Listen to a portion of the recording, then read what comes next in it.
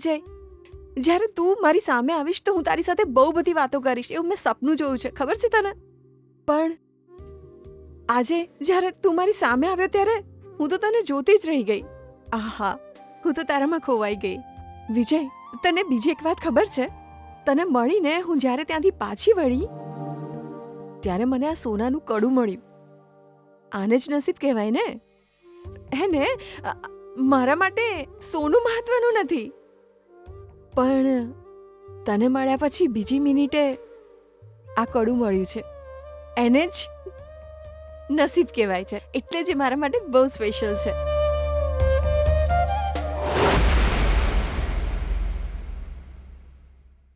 અનન્યા, તું આટલા દિવસથી વિજય વિજય કરીને એના સપના જોયા કરતી હતી. આજે તારો ડ્રીમ બોય તારી સામે ઊભો તો તને કેવું લાગ્યું? એકચ્યુઅલી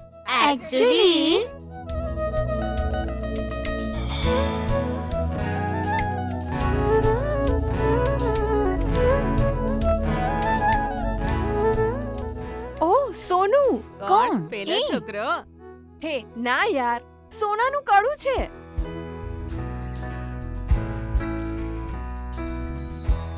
ઓ માય ગોડ, તને તો સોનાનું કડું મળ્યું છે યાર. હા યાર, આ ખરેખર તારા માટે લકી છે હો યાર. તારો ડ્રીમ બોય વિજય મળ્યો અને તને આ કડું મળ્યું, એટલે કંઈક તો કનેક્શન હશે જ. હો, મતલબ વિજય સોના જેવો છોકરો છે. હે ઓહ, વિજય સોના જેવો છોકરો છે.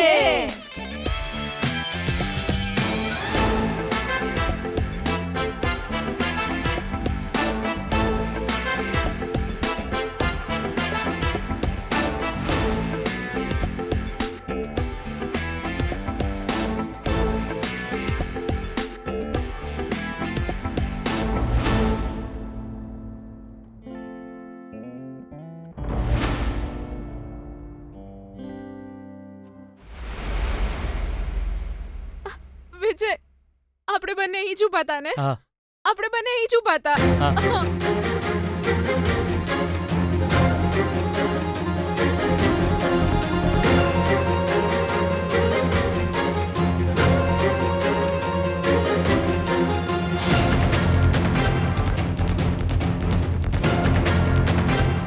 અહીંયા જ વિજય, અહીંયા જ તે મારો હાથ પકડ્યો તો.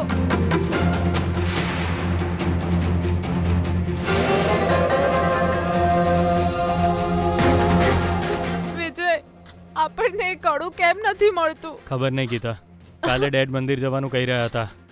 એ ત્યાં તારા હાથમાં કડું નહીં જુએ તો મોટી પ્રોબ્લેમ થઈ જશે. એનો મતલબ એ કડું મને નહીં મળે.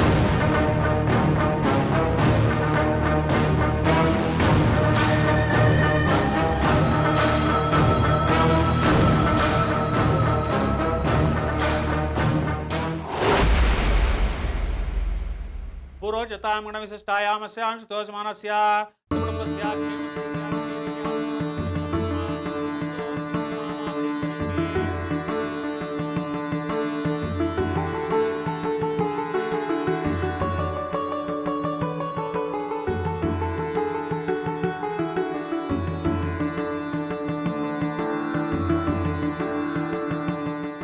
તમે બંને આજે અહીંયા મંદિરે આવ્યા એટલે હવે મારા મનને શાંતિ મળી. પપ્પાજી, તમે આજે અમારા બંનેના નામની પૂજા રાખી છે એટલે કંઈક સ્પેશિયલ જ હશે. શું છે આજે? પપ્પાજી, ડેડ, પગમાં શું થયું તમને? એ તો સવારે સરને અરવિંદ, કઈ નહીં બેટા. 1 મહિના પહેલા મારો દીકરો 1 લાખ રૂપિયા ગમે તે કરીને કમાઈ લેશે એવો વિશ્વાસ હતો મને. પણ જ્યારે એના પૈસા ચોરાઈ ગયા તો મને વિચાર આવ્યો કે હારી જશે. એટલું જ નહીં, મારો દીકરો તને પ્રેમ કરે છે, તારા જેવી સારી છોકરી મારા ઘરે વહુ બનીને આવે એવી તક હું કેવી રીતે જવા દઉં? પણ હું ડરી ગયો હતો. એટલે મેં તરત જ મારા કુળદેવીની માનતા રાખી.